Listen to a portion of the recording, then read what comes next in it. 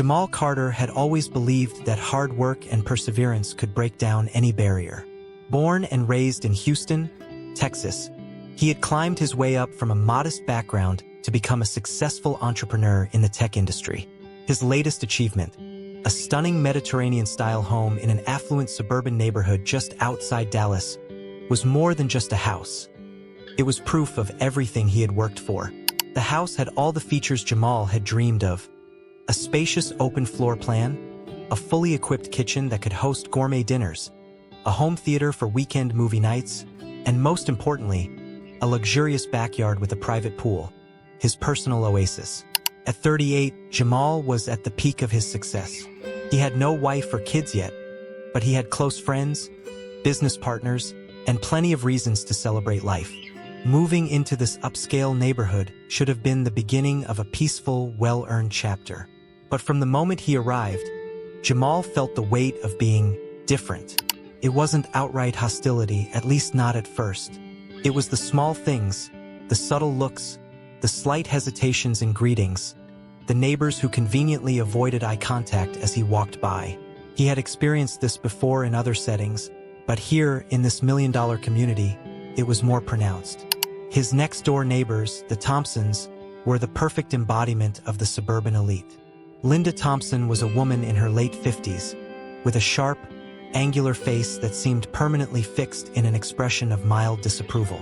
Her husband, Richard, was a retired investment banker, content to spend his days golfing and discussing real estate with his equally well-off friends.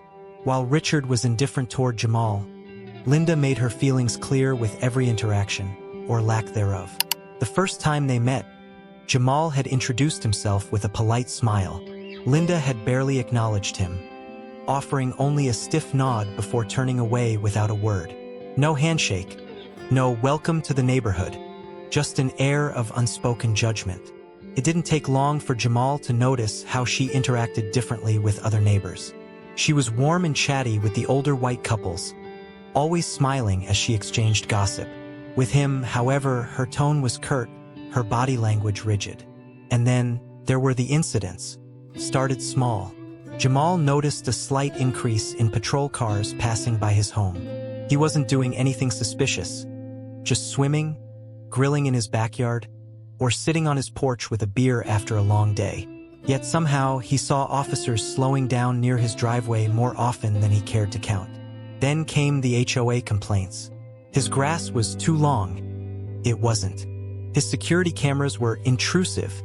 Half the houses had them. His outdoor music was too loud. He always turned it off by 9 p.m. One evening, as he was heading inside, he overheard Linda talking to another neighbor near her driveway. "I just think there should be certain standards for who lives here," she said in a hushed but deliberate tone. "Otherwise, you know what happens to communities." Jamal clenched his jaw. He had been through this before. He could hear what she really meant. Still, he told himself to let it go. This was his home. He had earned his place here. He wasn't going to let someone like Linda ruin that for him. But things would only escalate. One Saturday afternoon, after finishing up some work, Jamal decided to take a swim. His pool was one of his favorite features of the house. It was big, private, and relaxing, with crystal-clear water that shimmered under the Texas sun. He had installed state-of-the-art filtration and lighting, creating a perfect backyard retreat. As he floated on his back, soaking in the warmth, he heard something that instantly snapped him out of his peaceful state. Laughter, voices, splashing. But it wasn't coming from him. Jamal stood up, wiping the water from his face. His heart skipped a beat as he turned his head toward the far end of the pool. There, sitting comfortably on lounge chairs, was Linda Thompson and two of her friends. They weren't just near his pool. They were inside his backyard. One of the women had even slipped her feet into the water, swirling it as she chatted with the others. They had glasses of white wine in their hands, as if this was some kind of private resort. Jamal blinked, making sure he wasn't imagining things. This wasn't a community pool. This wasn't a clubhouse. This was his home, his property. He stepped out of the water, gripping his towel as he walked toward them, his wet footprints leaving dark patches on the pavement. "Excuse me," he said, his voice calm but firm. What exactly is going on here? Linda turned her head lazily toward him, lifting her sunglasses just slightly. Oh, Jamal, she said with a tone so casual it made his blood boil. You weren't home, so we figured we'd make use of the pool. It's been such a hot day. Jamal stared at her in disbelief. Make use of my pool? He repeated, his voice dangerously even. Linda smiled, taking a sip of her wine. Well, these houses are meant for the community, aren't they?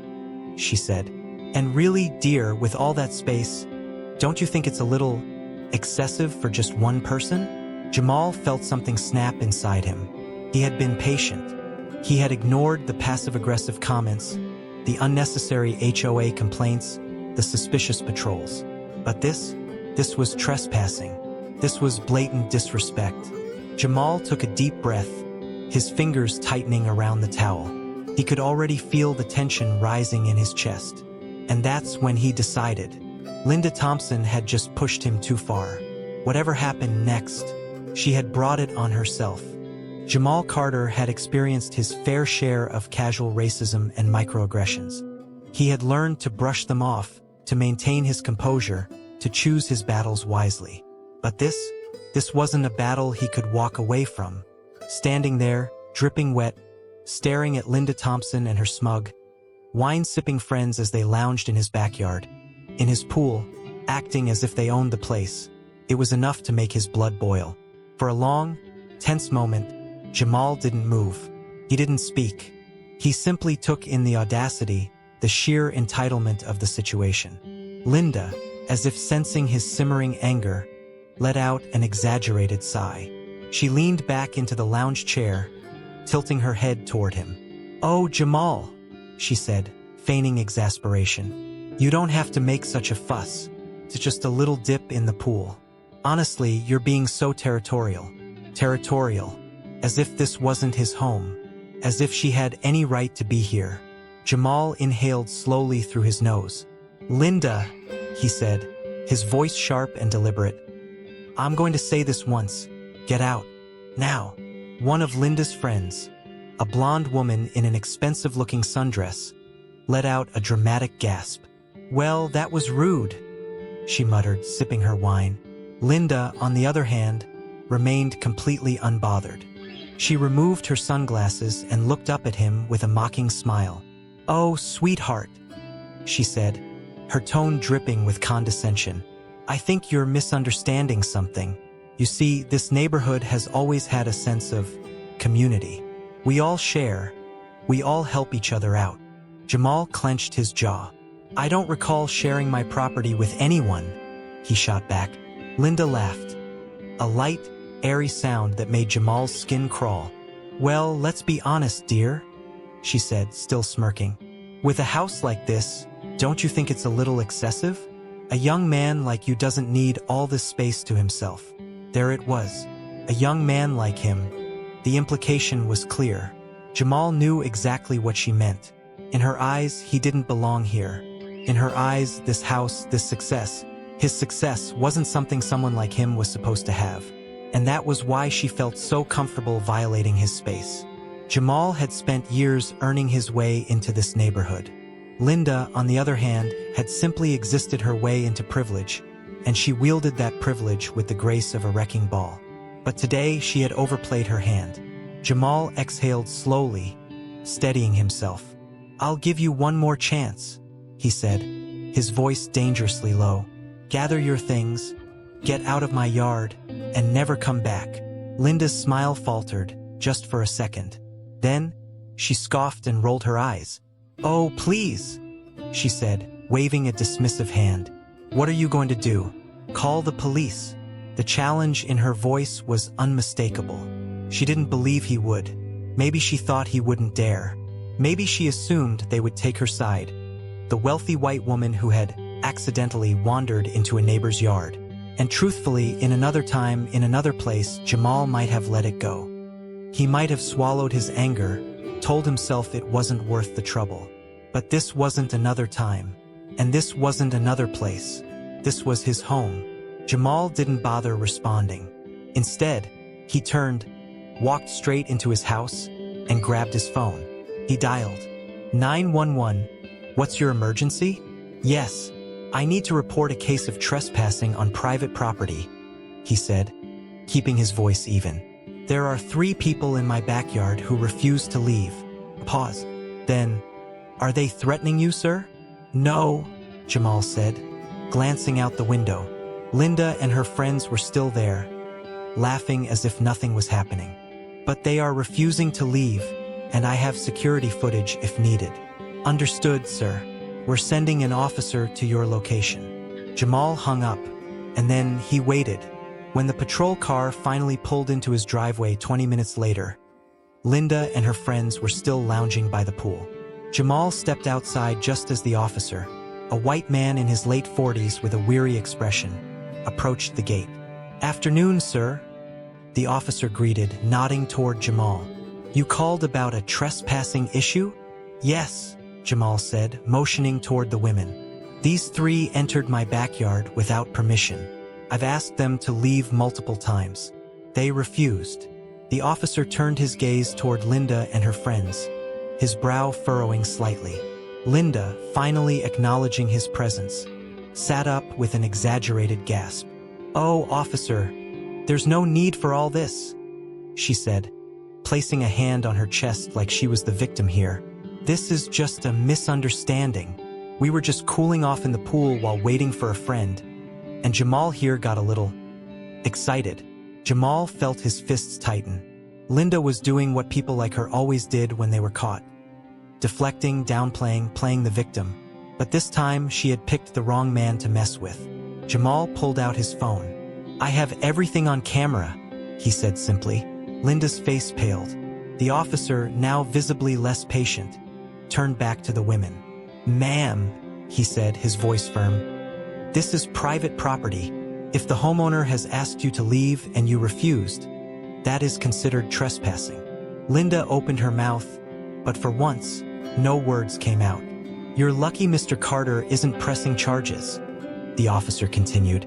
"But if he calls us again, you could be cited or worse." Finally, Linda's fake composure cracked. "This is ridiculous," she snapped, standing up so fast that her wine glass nearly tipped over. "I've lived in this neighborhood for 20 years. My husband was on the HOA board. And you're telling me I can't enjoy a little time by the pool?" "No, ma'am," the officer said, deadpan. "You can't." Linda's jaw tightened. Her hands curled into fists at her sides. But she knew she had lost. With an exaggerated huff, she grabbed her designer tote bag and stormed toward the gate, her friends scrambling after her. As she passed Jamal, she shot him a look filled with pure venom. "You don't belong here," she hissed under her breath. Jamal smiled. "That's funny," he said, leaning slightly toward her, "because I was just about to say the same thing to you." And with that, Linda turned on her heel and marched off, humiliated. Jamal stood there for a long moment, watching them disappear down the sidewalk. Then, at last, he exhaled. This wasn't over. Not by a long shot, because Jamal wasn't just going to let this slide. Linda had made a mistake, and soon, she was going to find out exactly what happened when you messed with the wrong man.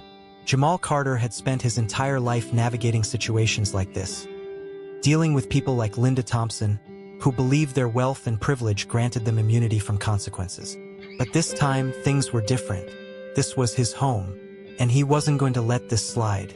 After the police had escorted Linda and her friends off his property, Jamal sat down in his home office, pulled up his security camera footage, and started planning.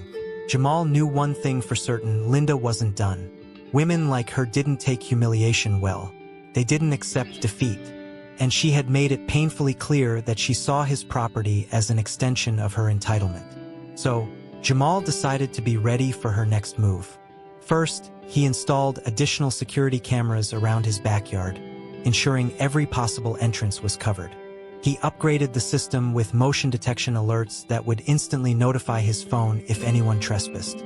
Then, he set up the perfect trap. His backyard was already equipped with an automated irrigation system, one of those high-powered sprinkler setups that could cover the entire lawn and patio with a simple tap on his phone. And with that, the stage was set. Now all he had to do was wait. It didn't take long. Exactly 1 week after the last incident, Jamal was sitting in his living room, sipping coffee, when he received an instant motion alert from his backyard cameras. He grabbed his phone, pulled up the live feed, and there she was, Linda Thompson. This time, she wasn't alone. She had brought 2 friends again, and they were acting like nothing had ever happened. They strolled into his backyard without a care in the world, carrying a bottle of wine, plastic cups, and snacks. One of the women set down a Bluetooth speaker, and soon, soft classical music filled the air as they settled onto Jamal's lounge chairs. Jamal almost laughed. The audacity, the sheer, unbelievable audacity. But instead of storming outside, Jamal simply smirked and reached for his phone. It was time. Jamal swiped through his smart home app until he reached the irrigation control panel. He hovered his finger over the activate button, and then, click, a second later, the entire backyard erupted in chaos. Water shot out from multiple sprinkler heads at full blast, drenching the lounge chairs, the speaker, and most importantly, Linda and her friends. "What the hell?" Linda shrieked, jumping up as water pelted her from all directions. Her designer blouse was instantly soaked through, her perfectly styled hair now plastered to her face. One of her friends tripped, landing flat on her back in a puddle of muddy water. The other woman frantically shielded her wine glass, as if that was somehow more important than escaping. The scene was pure comedy. Linda flailed, trying to run for cover, but the sprinklers were everywhere. Jamal stepped onto his patio, arms crossed, grinning. "Oh, my bad," he called over the sound of gushing water. "I forgot to mention, I set my sprinklers to activate whenever I detect trespassers." Linda spun toward him, water dripping down her face. "Turn this off right now," she screeched, wiping at her eyes. Jamal pretended to think. No, I don't think I will." Her face turned red. You, this is harassment," she spluttered, stepping forward. Jamal raised an eyebrow. "Harassment?" he echoed. "Linda, you broke into my backyard twice. This is me protecting my property." Linda's jaw clenched, her hands balled into fists. "This is my neighborhood," she yelled. "I have every right to be here." Jamal simply smiled. "And I have every right to keep uninvited guests off my land." Linda lost it. "You know what? I'm calling the police on you," she screeched. "You can't just spray people like animals. This is illegal." Jamal burst out laughing. "Please do," he said. "In fact, I'll save you the trouble." He pulled out his phone and dialed 911. Linda's face paled. 15 minutes later, the same police officer from last week arrived. Jamal greeted him calmly, still bone dry, while Linda and her friends stood soaked and miserable in the yard. "Officer, good to see you again," Jamal said smoothly. "I'd like to report another trespassing incident." The officer turned to Linda, sighing. "Ma'am, are you seriously back here again?" Linda crossed her arms. "He's the one who attacked us," she snapped. "He turned the sprinklers on deliberately to humiliate me." Jamal simply held up his phone and tapped his screen. A security footage playback appeared. The video showed everything. Linda and her friends sneaking into his yard, setting up their drinks, lounging by the pool like they owned the place. Then came the part where Linda screamed as the sprinklers exploded to life. Jamal turned the screen toward the officer. The cop watched in dead silence before turning back to Linda. "Ma'am," he said, clearly unimpressed. "You're lucky Mr. Carter only used his sprinklers. This is private property. If he wanted, he could press charges for trespassing." Linda stiffened. Jamal tilted his head. "That's a great idea, actually," he said. "I think I will press charges." Linda's eyes widened. "Why you can't?" she stammered. I didn't mean any harm." Jamal smiled coldly. "Doesn't matter," he said. "You broke the law. Actions have consequences." The officer nodded. "All right, ma'am," he said, pulling out his notepad. "I'm gonna need you to come with me." Linda looked like she was about to explode, but this time she had no way out. Jamal watched as the officer led her, soaked, humiliated, and defeated, toward the squad car. Before getting in, she whipped around to glare at him one last time. "This isn't over," she hissed. Jamal just chuckled. "Oh, I think it is," he said. And with that, the door slammed shut. Linda Thompson was gone. Jamal exhaled, feeling something he hadn't felt since moving in. Peace. Finally, his home was his again. And the best part? Linda would never be a problem again. Linda Thompson had spent her entire life believing that rules didn't apply to her. She had always been able to talk her way out of trouble, bat her lashes, play the victim, and walk away untouched. But this time, she had made a critical mistake. She had underestimated the power of modern technology. And she was about to learn the hard way that in today's world, some actions never stay private. After being taken to the station, Linda was charged with trespassing. It wasn't a felony, but it was still a criminal offense. The officers let her go after she paid a hefty fine, but not before issuing her a formal warning. "Step onto Mr. Carter's property again, and you'll be arrested." Linda had expected her husband to fix everything when she got home. But instead, she was met with something far worse: pure disappointment. "Jesus, Linda," Richard Thompson muttered, rubbing his temples as she ranted in the kitchen. "Do you have any idea how stupid this was? You were just being a Karen." He cut her off, his voice low and sharp. Linda froze. Richard had never spoken to her like that before. "What did you just call me?" she whispered.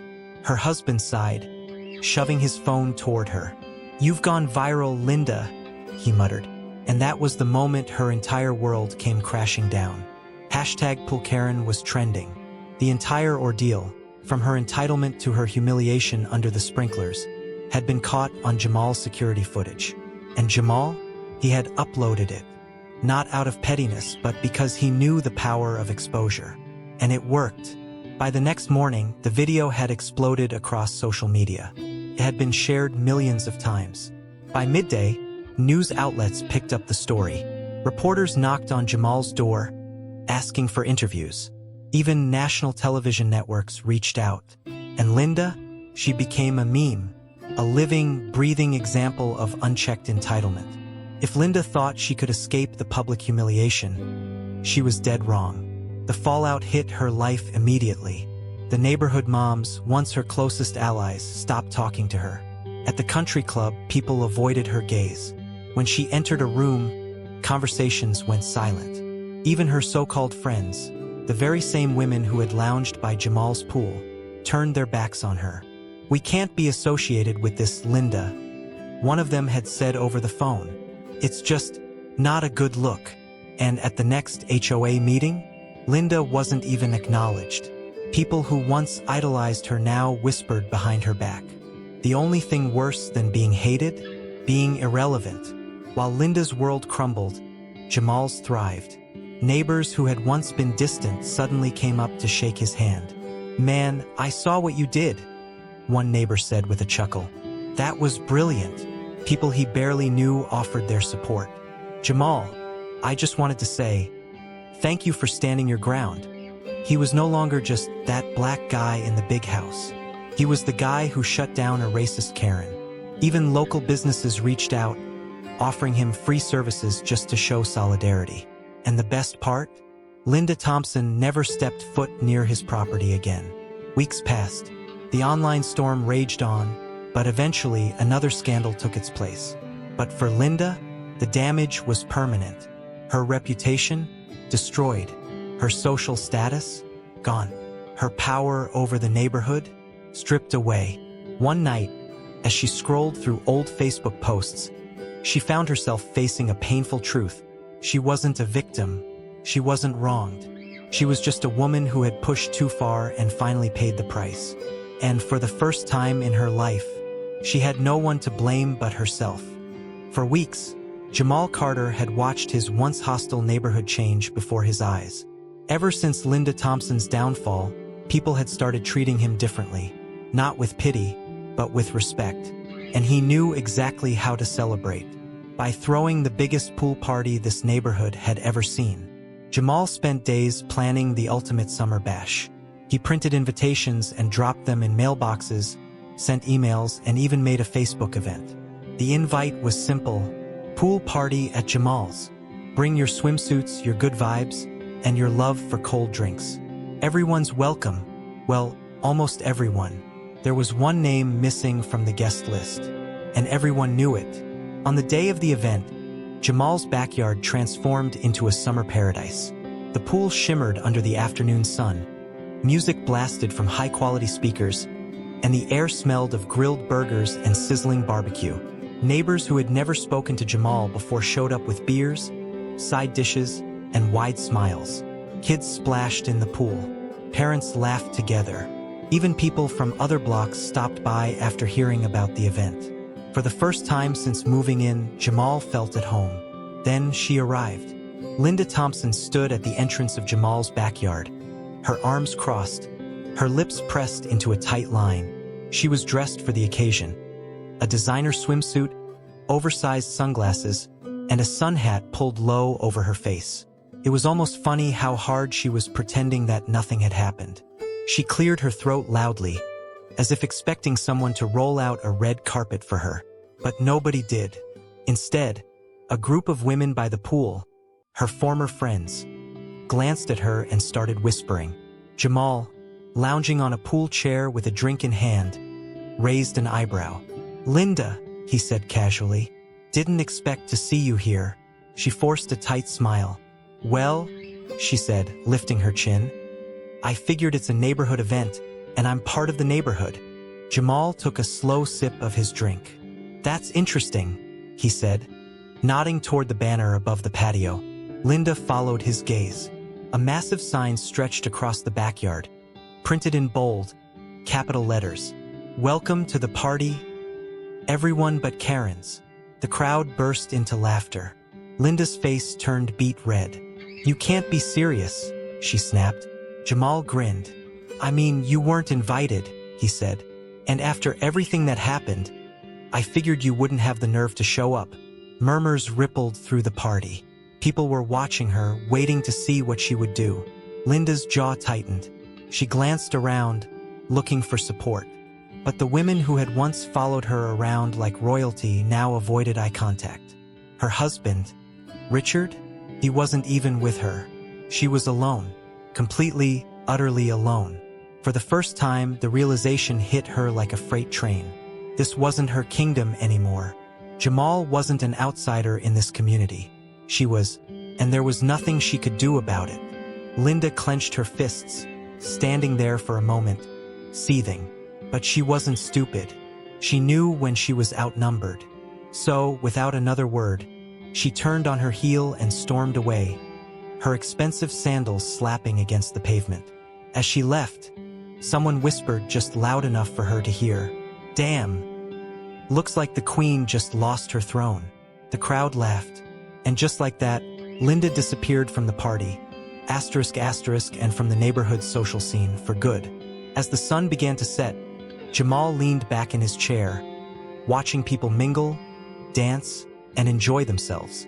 For years, he had worked hard, built a successful life, and earned his place in this community. But it had taken a single summer, a single clash with entitlement to finally feel like he belonged. He took another sip of his drink, exhaled deeply, and smiled. Because for the first time in a long time, life was good. And Linda, she would never be a problem again.